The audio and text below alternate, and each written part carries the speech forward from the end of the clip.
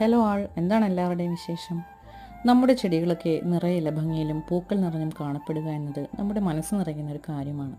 അതിലൊരു പ്രധാന പങ്ക് വഹിക്കുന്ന ഐറ്റമാണ് ഡി എ പിയും മറ്റു വളങ്ങളും എങ്ങനെയാണ് നമ്മുടെ റോസ് ചെടികൾക്ക് കൃത്യമായി കൊടുക്കുക എന്നുള്ളൊരു ഡീറ്റെയിലിംഗ് വീഡിയോ നമ്മുടെ ചാനലിൽ ഇട്ടിട്ടുണ്ട്.